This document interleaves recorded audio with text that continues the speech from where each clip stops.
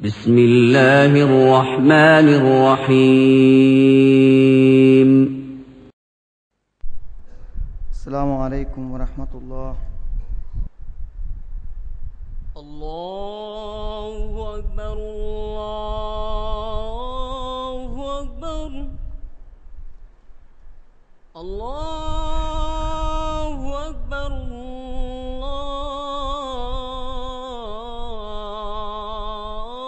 الله أكبر. أشهد أن لا إله إلا الله.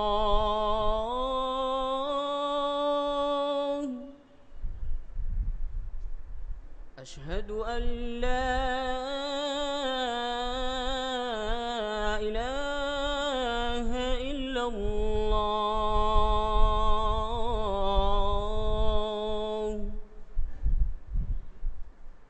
أشهد أن محمدًا رسول الله.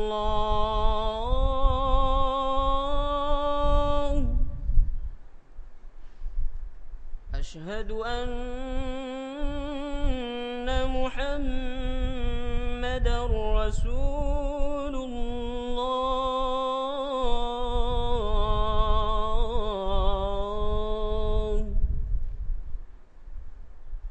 حي على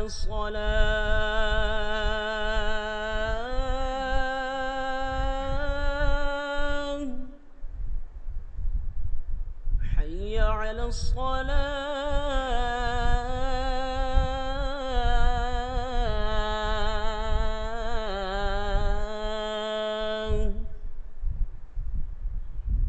حي على الفلاح.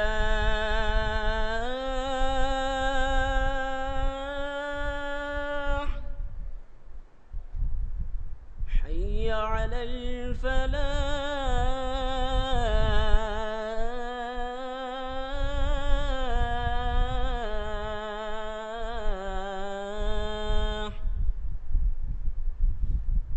الله أكبر الله أكبر. لا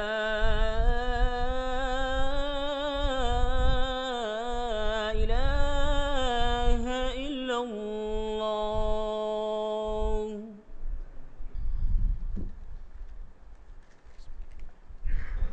الحمد لله نحمده ونستعينه ونؤمن به ونتوكل عليه ونعوذ بالله من شرور أنفسنا ومن سيئات أعمالنا. من يهده الله فلا مضل له ومن يضلله فلا هادي له. وأشهد أن لا إله إلا الله وأشهد أن محمدًا عبده ورسوله أرسله بالهدى ودين الحق ليظهره على الدين كله وكفى بالله شهيدا. اللهم صل على محمد وعلى آل محمد كما صليت على إبراهيم وعلى آل إبراهيم وبارك على محمد وعلى آل محمد كما باركت على إبراهيم وعلى آل إبراهيم إنك حميد مجيد.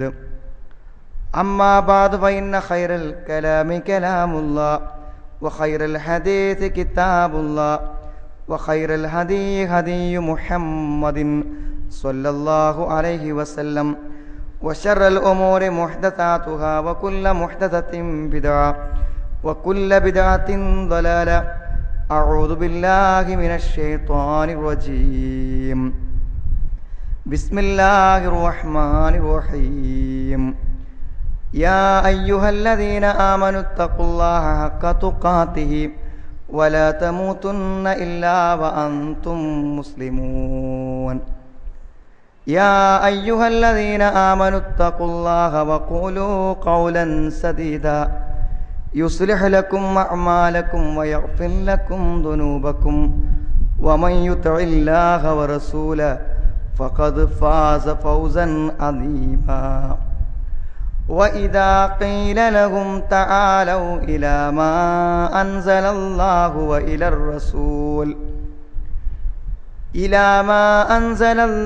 وإلى الرسول قالوا حسبنا ما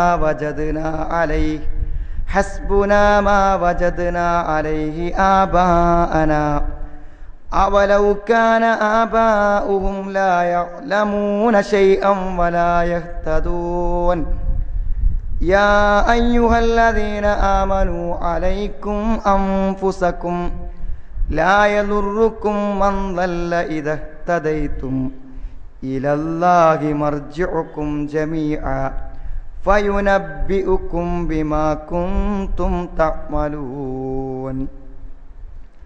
സ്നേഹമുള്ള സഹോദരി സഹോദരന്മാരെ, സത്യവിശ്വാസികളെ, സത്യവിശ്വാസിനികളെ, സർവശക്തനായ അള്ളാഹുവിൻ്റെ കൽപ്പനകളും നിർദ്ദേശങ്ങളും ജീവിതത്തിൽ ഉൾക്കൊണ്ടുകൊണ്ട് ജീവിക്കണമെന്ന് എന്നെയും നിങ്ങളെയും ഞാൻ ഓർമ്മപ്പെടുത്തുകയാണ്. സഹോദരങ്ങളെ, തെറ്റും ശരിയും തിരിച്ചറിയാൻ പറ്റാത്ത, ശരി ഏതാണ് തെറ്റേതാണ് എന്ന് മനസ്സിലാക്കാൻ പറ്റാത്ത ഒരു സാഹചര്യമാണ് യഥാർത്ഥത്തിൽ ഇന്ന് വന്നുപെട്ടിരിക്കുന്നത്. വളരെ ഗൗരവപൂർവം നമ്മൾ പഠിച്ച് മനസ്സിലാക്കേണ്ട വിശുദ്ധ ഖുർആനിലെ 3 വചനങ്ങൾ സൂറത്തുൽ മാഇദ, അതായത് 5-ാമത്തെ അധ്യായത്തിലെ 100, 104, 105 ഏകദേശം തുടർച്ചയായി വരുന്ന 3 വചനങ്ങൾ നമ്മെ ഓരോരുത്തരെയും നമ്മുടെ സ്വന്തം കാര്യങ്ങളിൽ അതീവ ശ്രദ്ധയും അതീവ ജാഗ്രതയും നാം പുലർത്തേണ്ടതുണ്ട് എന്ന് നമ്മെ ഓർമ്മപ്പെടുത്തുന്ന മഹത്തായ 3 ദിവ്യ സൂക്തങ്ങളാണ് അവ 3. തിന്മ വർദ്ധിച്ചു വരുമ്പോൾ നാം ജീവിക്കുന്ന ചുറ്റുപാടിൽ നമ്മളോട് ബന്ധപ്പെടുന്ന ആളുകൾ എല്ലാവരും മഹാഭൂരിപക്ഷവും തിന്മയുടെ വക്താക്കളാകുമ്പോൾ സ്വാഭാവികമായും ആ തിന്മയല്ലയോ എന്ന ഒരു സംശയം ഉണ്ടാവുക സാധാരണമാണ്. നമുക്കിടയിൽ ഉയർന്നു വരാറുള്ള ചില ചോദ്യങ്ങൾ ആവർത്തനമായി നാം പലപ്പോഴും കേട്ടതാണ്. ആരാണിപ്പോൾ അത് ചെയ്യാത്തവരിവിടെയുള്ളത്? ആരാണ് അതിൽ ഭാഗവാക്കാകാത്തത്? ആരാണത് ആഘോഷിക്കാത്തതിൽ പങ്കെടുക്കാത്തത്? അതേപോലെ തന്നെ ചോദിക്കുന്ന മറ്റൊരു ചോദ്യമാണ്, ഇന്ന ആളുകളൊക്കെ അതിലുണ്ടല്ലോ, ഇന്നവരൊക്കെ അത് തെറ്റാണെങ്കിൽ അതിൽ പങ്കെടുക്കാൻ സാധ്യതയുണ്ടോ? അത് ശരിയല്ലെങ്കിൽ അവരെങ്ങനെയാണ് അതിലുണ്ടാകുന്നത്? അവരെങ്ങനെയാണ് അതിനോട് സഹകരിക്കുന്നത്?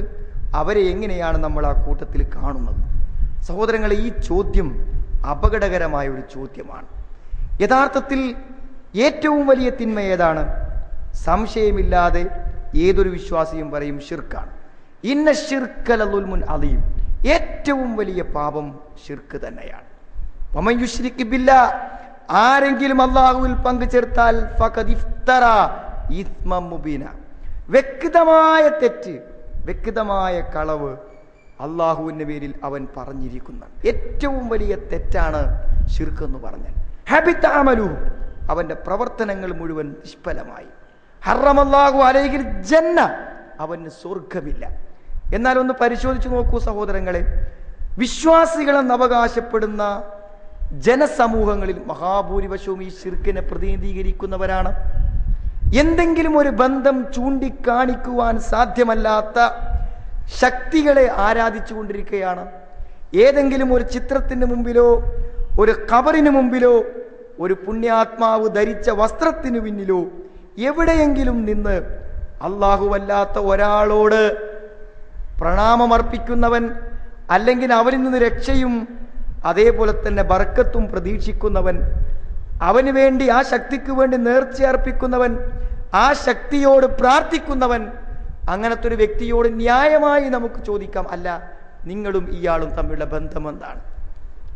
നിങ്ങളുടെ ജീവിതത്തിലെ ഏതു കാര്യങ്ങളുമായി ഇയാൾ ബന്ധപ്പെട്ട് നിൽക്കുന്നു? നിങ്ങളുടെ സൃഷ്ടിപ്പിൽ പങ്കുണ്ടോ? നിങ്ങൾക്ക് സന്താനങ്ങളെ നൽകിയതിൽ പങ്കുണ്ടോ? നിങ്ങൾക്ക് നൽകുന്ന ഈ മഴയിൽ പങ്കുണ്ടോ? ഏതെങ്കിലും നന്മയിൽ പങ്കുണ്ടോ? ഒരു നന്മയിലും പങ്കില്ല, ഒരനുഗ്രഹത്തിലും പങ്കില്ല. എന്നാലും സഹോദരങ്ങളെ, ബുദ്ധിശൂന്യമായ, ഒരു ബുദ്ധിക്കും ഉൾക്കൊള്ളാൻ പറ്റാത്ത ഏറ്റവും മ്ലേച്ഛമായ ഈ തിന്മയുടെ പ്രതീകങ്ങളല്ലയോ വിശ്വാസികളിൽ മഹാഭൂരിപക്ഷവും? ഖുർആൻ പറയുന്നത് എത്ര വലിയ യാഥാർത്ഥ്യമാണ്. അപ്പോൾ സഹോദരങ്ങളെ, ഒരു മഹാഭൂരിപക്ഷം വരുന്ന ആളുകൾ ഇത്തരം തിന്മകളെ പ്രതിനിധീകരിക്കുമ്പോൾ യഥാർത്ഥത്തിൽ അത് നന്മയാകുമോ? ഇല്ല. ഉൽ നബിയെ പറഞ്ഞു കൊടുക്കൂല യസ്തവിൽ ഖബീസ് വത്വയ്യിബ്, നന്മയും തിന്മയും സമമാകുന്ന പ്രശ്നമില്ല. വലൗ അഅ്ജബക കത്റത്തുൽ ഖബീസ്, തിന്മയുടെ ആധിക്യം നിന്നെ അത്ഭുതപ്പെടുത്തിയാൽ, തിന്മ ചെയ്യുന്നവർ എത്ര ഭൂരിപക്ഷമുണ്ടെങ്കിലും ഒരു നാട്ടിൽ ഒരു വ്യക്തിയല്ലാത്ത ബാക്കിയുള്ളവരെല്ലാം തിന്മയുടെ വക്താക്കളാണെങ്കിലും തിന്മയെ പിന്തുണക്കുന്നവരുടെ എണ്ണം നിന്നെ അത്ഭുതപ്പെടുത്തിയാൽ പോലും തിന്മ ഒരിക്കലും നന്മയാകയില്ല.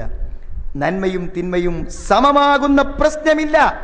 ഫത്തഖുല്ലാഹ യാ ഉലിൽ അൽബാബ്, ബുദ്ധിയുള്ളവരെ നിങ്ങൾ നോക്കേണ്ട തെളിവ് ഭൂരിപക്ഷത്തെയല്ല. നിങ്ങൾക്ക് ബുദ്ധിയില്ലേ ചിന്തിക്കാൻ?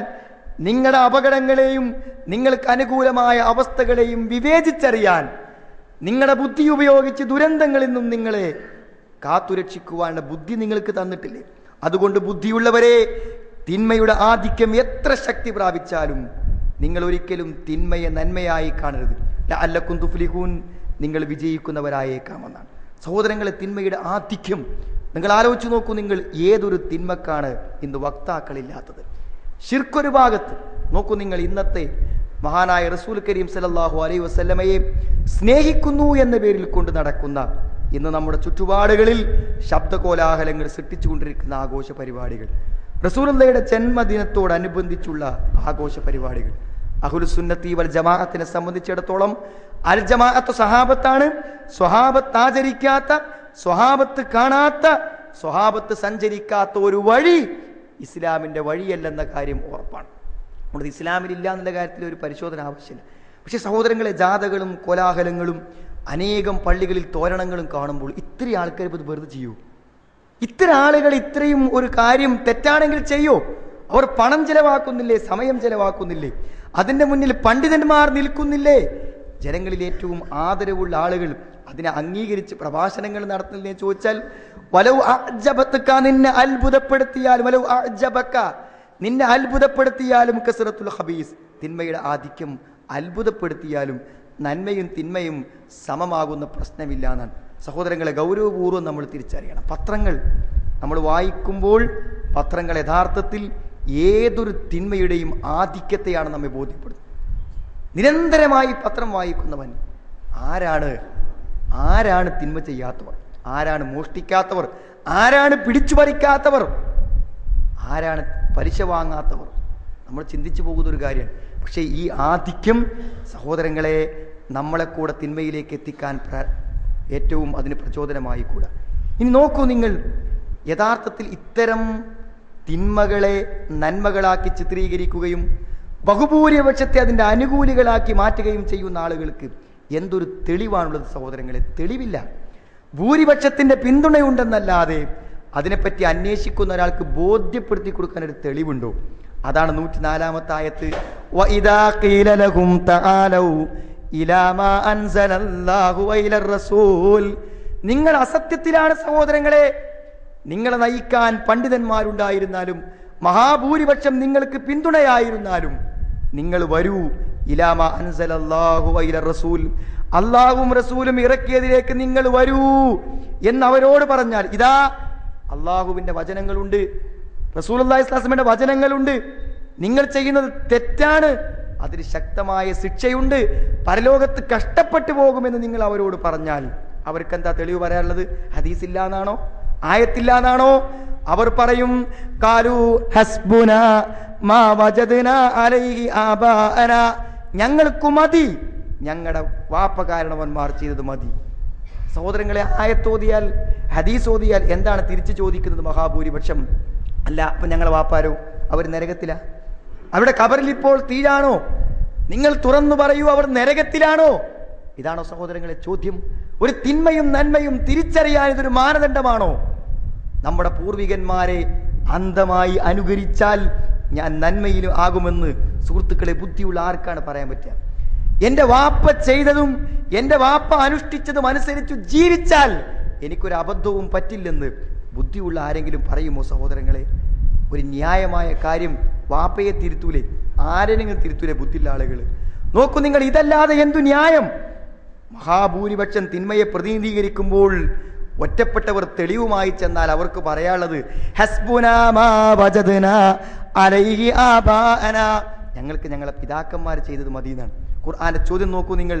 അന്ധമായി അനുകരിച്ച് അവരെല്ലാവരും നന്മയുടെ ആളുകളാണ്, അവർ നരകത്തിൽ പോവുകയാണെങ്കിൽ ഞങ്ങളും പോയിക്കോളാം എന്ന് പറയുന്നവരോട് അവലൗകാന ആബാഉഹും ലാ യഅലമൂന ശൈആ, അവരൊന്നും പഠിച്ചിട്ടില്ലെങ്കിലോ, അവരൊരായത്ത് പോലും അർത്ഥത്തോടുകൂടി മനസ്സിലാക്കിയിട്ടില്ലെങ്കിലോ, അവർ സത്യത്തെയും അസത്യത്തെയും തിരിച്ചറിഞ്ഞിട്ടില്ലെങ്കിലോ, അവർ നന്മയെയും തിന്മയെയും വിവേചിച്ച് മനസ്സിലാക്കിയിട്ടില്ലെങ്കിലോ, വലാ യഹ്തദൂൻ, അവർ പോയത് നരകത്തിന്റെ വഴിയിലാണെങ്കിലോ നിങ്ങൾക്ക് ആ വഴി മതിയോ, ആ മാർഗം മതിയോ? സഹോദരങ്ങളെ, എത്ര ബുദ്ധിപരമായ ചോദ്യമാണ് ചോദിക്കുന്നത്. പക്ഷേ നാം ഗൗരവമായി എടുക്കേണ്ടത് 105-ാമത്തെ വചനം തന്നെയാണ്. അതിൻ്റെ 3-ാമത്തെ വചനം എന്താ അല്ലാഹു പറയണത്? ഓരോരുത്തരും അവനാന്റെ തടി നോക്കിക്കോളീന്നാണ്. സഹോദരങ്ങളെ, ഇതാണ് നാം ഗൗരവപൂർവ്വം നമ്മുടെ മനസ്സിൽ കുറിച്ചു വെക്കേണ്ട വാചകം. യാ അയ്യുഹല്ലദീന ആമനു, ഏ സത്യവിശ്വാസികളെ, സ്വർഗമുണ്ടെന്ന് വിചാരിക്കുന്നവരെ, അടുത്ത ഭാവിയിൽ നേരിടാനുള്ള ഏറ്റവും വലിയ ദുരന്തം നരകമാണെന്ന് വിചാരിക്കുന്നവരെ, ഖബറിൽ അനുകൂലവും പ്രതികൂലവുമായ അനുഭവങ്ങളുണ്ടെന്ന് വിശ്വസിക്കുന്നവരെ, ഒരു സത്യമായ മതത്തെ അള്ളാഹു ഭൂമിയിലേക്ക് ഇറക്കിയിട്ടുണ്ടെന്ന് വിചാരിക്കുന്നവരെ, ഒരു സമ്പൂർണ്ണ മാതൃക മതപരമായി റസൂലുള്ള ഇവിടെ കാണിച്ചു തന്നു എന്ന് വിശ്വസിക്കുന്നവരെ, അലൈക്കും അൻഫുസക്കും, നിങ്ങൾ നിങ്ങളുടെ തടി നോക്കിക്കോളിയും. അലൈക്കും അൻഫുസക്കും, നിങ്ങൾ ഓരോരുത്തരും നിങ്ങളെ കാര്യം ഉറപ്പിച്ചോളിയും. സഹോദരങ്ങളെ, നമുക്ക് സഹോദരങ്ങളുണ്ട്, വാപ്പയുണ്ട്, ഒരു കുടുംബത്തിലെ അംഗമാണ് നാം. പക്ഷെ ആ കുടുംബം മുഴുവൻ ഒരു തിന്മയെ അനുകൂലിച്ചാലും അലൈക്കും അൻഫുസക്കും, നിങ്ങൾ നിങ്ങളുടെ കാര്യം നോക്കിക്കോളിയും. അക്കൂടത്തിൽ നരകത്തിൽ നിങ്ങൾ പെട്ടുപോണ്ട. നിങ്ങളുടെ ജീവിതത്തെ, നിങ്ങളുടെ പരലോകത്തെ നിങ്ങൾ സൂക്ഷിച്ചോളിയും. സുഹൃത്തുക്കളെ, എത്ര കൃത്യമാണ്, എത്ര വലിയൊരു തിരിച്ചറിവാണ് ഖുർആൻ നമുക്ക് നൽകുന്നത്. നമ്മുടെ ഓഫീസിൽ, നമ്മുടെ ജോലി സ്ഥാപനങ്ങളിൽ, നമ്മുടെ ട്രേഡ് യൂണിയനുകളിൽ മിക്കവാറും ആളുകൾ അങ്ങനെ ചെയ്യുന്നവരാണ്. എൻ്റെ സ്ഥാനത്തിരിക്കുന്ന, എൻ്റെ ഡിപ്ലോമയുള്ള ഉദ്യോഗസ്ഥരിൽ ആരാണ് അങ്ങനെ അല്ലാത്തവർ? ഈ നാട്ടിൽ ആരാണ് നേർച്ചപ്പെട്ടി പൈസ ഇടാത്തവർ? ആരാണ് അങ്ങോട്ട് തിരിഞ്ഞ് പ്രാർത്ഥിക്കാത്തവർ? സഹോദരങ്ങളെ, ഈ ചോദ്യങ്ങൾക്ക് പ്രസക്തിയില്ല. അലൈക്കും അൻഫുസക്കും, നിങ്ങൾ നിങ്ങളുടെ കാര്യം നോക്കിക്കോളിയും. ബാക്കി കേട്ടോളൂ. ലാ യദുറുക്കും മൻ ദല്ല ഇദഹ്തദൈതും, ലാ യദുറുക്കും, നിങ്ങൾക്കൊരു ബുദ്ധിമുട്ടും വരുത്തൂല. മൻ ദല്ല, ഒരുത്തൻ പഴച്ചുപോയി. ഇദഹ്തദൈതും, നിങ്ങൾ സന്മാർഗം സ്വീകരിച്ചാൽ, നിങ്ങൾ നല്ലവരാണെങ്കിൽ നിങ്ങളുടെ ചുറ്റുപാടിൽ ജീവിക്കുന്ന ഒരു മുഴുവനും ദുർമാർഗത്തെ സ്വീകരിച്ചു എന്ന് നിങ്ങളെ ഒരിക്കലും ബാധിക്കില്ല. സഹോദരങ്ങളെ, 1000 ആൾക്കിടയിൽ നാം മാത്രം നമസ്കരിച്ചാൽ നമ്മുടെ നിസ്കാരത്തിന് കൂലി കുറയോ? ഓരൊക്കെ നിസ്കരിക്കാത്തതുകൊണ്ട്. അവരെല്ലാവരും ശിർക്ക് ചെയ്താൽ നമ്മുടെ തൗഹീദിന് എന്തെങ്കിലും തകരാറ് പറ്റൂ? ഒന്നും പറ്റൂല. പക്ഷേ ആ ഭൂരിപക്ഷത്തെ ഭയന്ന് അതിൽ കാണുന്ന തിന്മയെ പ്രതിനിധീകരിക്കുന്ന മഹാഭൂരിപക്ഷത്തെ കണ്ട് അന്ധമായി വാപ്പാരുടെയും പൂർവികന്മാരുടെയും വഴി നോക്കി നടന്നാൽ സഹോദരങ്ങളെ, നമ്മൾ കഷ്ടപ്പെട്ടു പോകും. ഇലല്ലാഹി മർജിഉക്കും, നിങ്ങളുടെ എല്ലാവരുടെയും മടക്കം അല്ലാഹുവിലേക്കാണ്. ജമീഅൻ, എല്ലാവരുടെയും.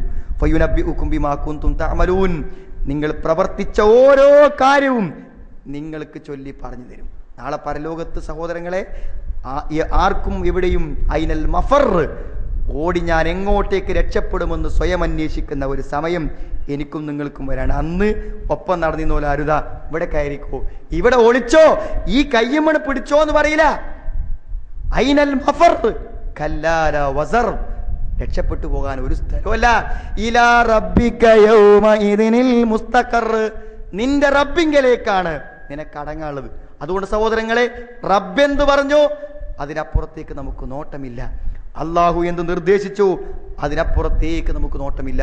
യുനബ്ബഉൽ ഇൻസാനു യൗമഇദിൻ ബിമാ ഖദ്ദമ വഅഖർ, ഓരോ മനുഷ്യനും പ്രവർത്തിച്ച കാര്യങ്ങളെക്കുറിച്ച് അവന് ചൊല്ലി പറഞ്ഞു കൊടുക്കുന്ന ഒരു ദിനം വരാനുണ്ട്. വുജൂഹും യൗമഇദിൻ നാദിറ, അന്ന് ചില മുഖങ്ങൾ പ്രശോഭിതമായിരിക്കും, തൻ്റെ റബ്ബിനെ കണ്ടുകൊണ്ടിരിക്കും.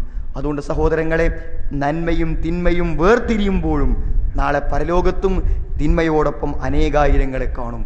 നന്മയോടൊപ്പം ഇവിടെ കുറച്ചാളുകളെ കാണുന്ന പോലെ വഖലീലും മിനൽ ആഖിരീൻ, കുറച്ചാൾക്കാരെ നാളെ സ്വർഗത്തിലേക്ക് പോകാനും അവസാന കാലക്കാരുന്നുണ്ടാവുള്ളൂ. വസുല്ലത്തും മിനൽ അവ്വലീൻ വഖലീലും മിനൽ ആഖിരീൻ, ആദ്യകാലക്കാരെന്ന് കുറച്ചൊക്കെ ഉണ്ട്, പിൽക്കാലക്കാരെന്ന് ചെറിയൊരു സംഘമേ സ്വർഗത്തിലേക്കുള്ളൂ. അതുകൊണ്ട് സഹോദരങ്ങളെ, ആയിരക്കണക്കിന് ആളുകളിൽ നമ്മുടെ തൗഹീദിനോ നമ്മുടെ വിശ്വാസത്തിനോ നമ്മുടെ സദാചാരബോധത്തിനോ യാതൊരു കേടും പറ്റാതെ കൊണ്ടു നടന്നോളിയും എന്നാണ് ഖുർആൻ പറയുന്നത്. അലൈക്കും അൻഫുസക്കും.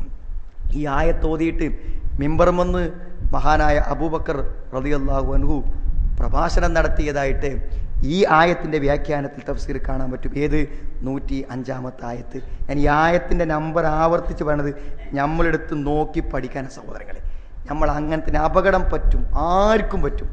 ഇന്ന് തൗഹീദ് ഉൾക്കൊണ്ടവൻ നാളെ ഈ സമൂഹത്തിൻ്റെയും സമുദായത്തിൻ്റെയും കുടുംബത്തിൻ്റെയും ഭൂരിപക്ഷത്തിൻ്റെയും സമ്മർദ്ദം കൊണ്ട് തെറ്റിപ്പോകും. ഏത് തിന്മയുടെ വക്താവാകാനും പ്രലോഭനങ്ങളും പ്രേരണകളും നമ്മെ പ്രേരിപ്പിച്ചേക്കാം. ശരിക്കും മനസ്സിലായിക്കോളിയും, നമ്മളതടി നമ്മൾ നോക്കണമെന്ന് സമൂഹത്തിൽ വിചാരിച്ചാലേ നടക്കുള്ളൂ. അബൂബക്കർ സിദ്ദീഖ് പറഞ്ഞു, ഈ ആയത്തിനെ നിങ്ങൾ ഈ ആയത്തിനെ നിങ്ങൾ വെക്കുന്നു, ഇന്നക്കും തലഊനഹ അലാ ഗൈരി മൗദിഹ. ഈ ആയത്തിന് നിങ്ങൾ തെറ്റായ അർത്ഥം പറയുന്നത്. എന്താ തെറ്റായ അർത്ഥം? ലാ യളുറുക്കും മന്ദല്ല ഇദഹ്തദൈതും.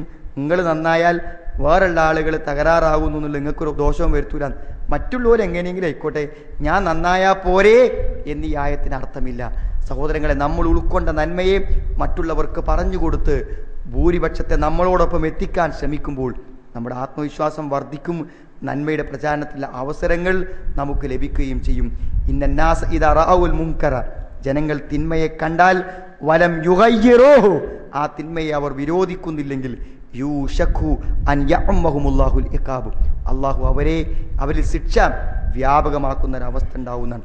അതുകൊണ്ട് സഹോദരങ്ങളെ, തിന്മ അതിൻ്റെ ശക്തമായ രൂപത്തിൽ ഭൂരിപക്ഷം ആ തിന്മയെ പ്രതിനിധീകരിക്കുമ്പോൾ മഹാന്യൂനപക്ഷമാണ് സത്യത്തോടൊപ്പമുള്ളത്, തൗഹീദിനോടൊപ്പമുള്ളത്, സദാചാരങ്ങൾക്കൊപ്പമുള്ളത്, നന്മയോടൊപ്പമുള്ളത്. രാത്രിയും പകലും തുല്യമല്ലാത്തതുപോലെ സഹോദരങ്ങളെ, നിഴലും അതേപോലെ തന്നെ വെളിച്ചവും സമമല്ലാത്തതുപോലെ, ആണും പെണ്ണും സമമല്ലാത്തതുപോലെ നന്മയും തിന്മയും സമമാകുന്ന പ്രശ്നമില്ല. ഏത് വലിയവൻ തിന്മയുടെ പക്ഷത്ത് നിന്നാലും ഏത് ഭൂരിപക്ഷം തിന്മയുടെ പക്ഷത്ത് നിന്നാലും തെളിവുകളായി ഒന്നും പറയാൻ അവർക്ക് സാധ്യമല്ല.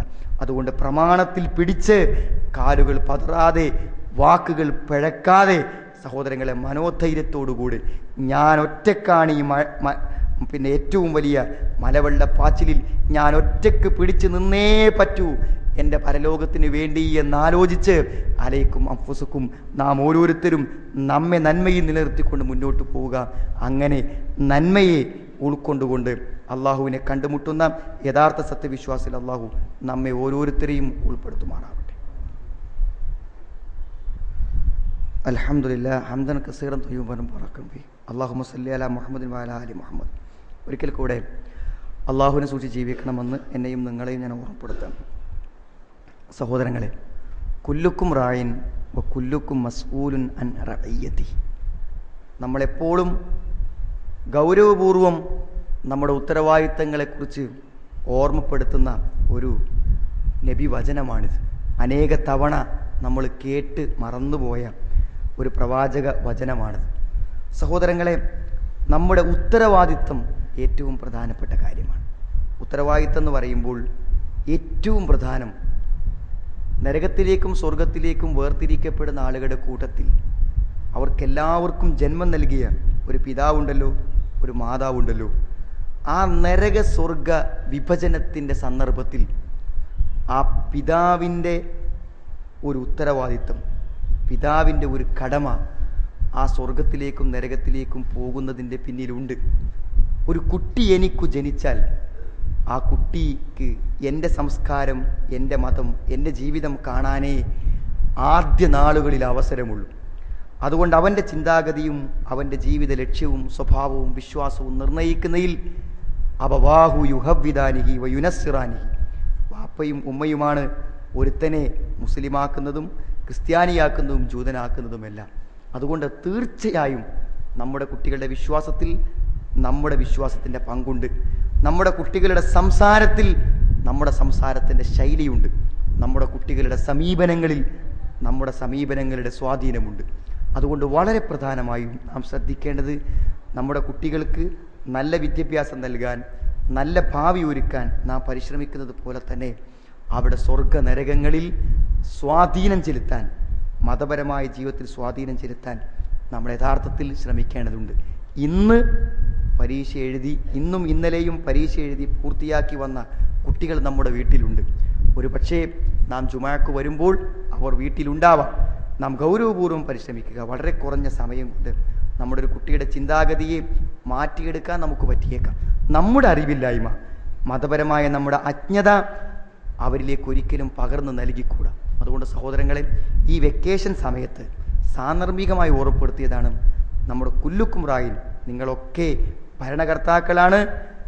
കുല്ലുക്കും മസ്ഊലുൻ അൻ റഇയ്യതിഹി, നിങ്ങൾ ഭരിക്കപ്പെടുന്നവരെ കുറിച്ച് ഒരു ചോദ്യം നിങ്ങളോടുണ്ടാകും. 2 കുട്ടികളുണ്ടോ, ആ 2 കുട്ടികളെ പറ്റി ഒരു ചോദ്യം പരലോകത്ത് എന്നോടും നിങ്ങളോടും ചോദിക്കാനുണ്ട് സഹോദരങ്ങളെ. ആ ചോദ്യം ഭക്ഷണം കൊടുത്തോ, ചെലവിന് കൊടുത്തോ, വീട് വെച്ച് കൊടുത്തോ, ജോലി വാങ്ങിക്കൊടുത്തോ എന്നാകുമോ? അതും ചോദിച്ചേക്കാം. പക്ഷെ ഏറ്റവും മർമ്മപ്രധാനമായ ആദ്യ വിചാരണ അവിടെ പരലോകത്തെ ശരിയായ അർത്ഥത്തിലാക്കാൻ നീ എന്ത് ചെയ്തു എന്ന് നമ്മുടെ മുഖത്ത് നോക്കി ചോദിക്കുമ്പോൾ ഒരു മറുപടി, ഞാൻ അങ്ങോട്ട് പറഞ്ഞയച്ചിരുന്നു, ഒരു ശ്രമം നടത്തിയിരുന്നു, ഉപദേശിച്ചിരുന്നു എന്നൊക്കെ പറയാൻ എന്തെങ്കിലും നിമിത്തങ്ങൾ വേണ്ടേ സഹോദരങ്ങളെ? വെക്കേഷൻ ക്ലാസ്സുകൾ ഇന്ന് നമ്മുടെ സംസ്ഥാന വ്യാപകമായി നടക്കുന്നുണ്ട്. നമ്മുടെ ഈ ലേണിംഗ് സ്കൂളിൽ 6-ാം തീയതി ആരംഭിക്കുകയാണ് കുട്ടികൾക്ക് വേണ്ടി. നിങ്ങൾ അന്വേഷിക്കണം, അവസരം ഉപയോഗപ്പെടുത്തണം. 10ാം ക്ലാസ്സിൽ പരീക്ഷ എഴുതിയ കുട്ടികൾക്ക് വേണ്ടി സംസ്ഥാന തലത്തിൽ വളരെ പ്രമുഖരായ പണ്ഡിതന്മാരെ പങ്കെടുപ്പിച്ച് റെസിഡൻഷ്യലായിട്ട് ഒരു ക്യാമ്പ് നടക്കാൻ പോകുന്നു. ആദ്യം ബന്ധപ്പെടുന്ന ആളുകൾക്ക് മാത്രമേ അവസരം കിട്ടുള്ളൂ. ഒരു ക്ലാസ് റൂമിൽ ഇരുത്താവുന്ന കുട്ടികൾക്കേ അവസരമുള്ളൂ. സഹോദരങ്ങളെ, എല്ലാ തലങ്ങളിലും വ്യാപകമായ ബോധവൽക്കരണങ്ങൾ നടത്തുമ്പോൾ നമ്മളൊന്ന് കൈപിടിച്ച് കൊണ്ടയാക്കാത്തതിൻ്റെ പേരിൽ നമുക്കൊരു പ്രതികൂലാവസ്ഥ പരലോകത്ത് വരാതിരിക്കാൻ ശ്രദ്ധിക്കുന്ന നന്നായിരിക്കും.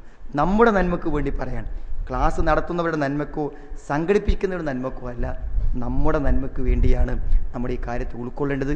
ഒരു ചോദ്യം എൻ്റെ മക്കളുടെ പേരിൽ ഞാൻ നേരിടേണ്ടി വരും എന്ന ഒരു ഓർമ്മ നമ്മുടെ ഹൃദയത്തിൽ ഉണ്ടാവണം. നമുക്ക് അനുകൂലം പറയാൻ, നമുക്ക് വേണ്ടി എന്നും നന്മകൾ എത്തുന്ന ഒരു നല്ല സന്താനമായി മാറാൻ നമ്മുടെ കുട്ടികൾക്ക് അവസരം ഒരുക്കണം. പ്രയോജനപ്പെടുന്ന, നമുക്ക് വേണ്ടി പ്രാർത്ഥിക്കുന്ന നല്ല സാലിഹായ സന്താനങ്ങളെ അള്ളാഹു നമുക്ക് പ്രദാനം ചെയ്യുമാറാവട്ടെ. അള്ളാഹു ഞങ്ങളിൽ നിന്ന് വന്നുപോയ പാപങ്ങളെ ഞങ്ങൾക്ക് നീ പുറത്തു മാപ്പാക്കി തരുന്ന രക്ഷിതാവേ.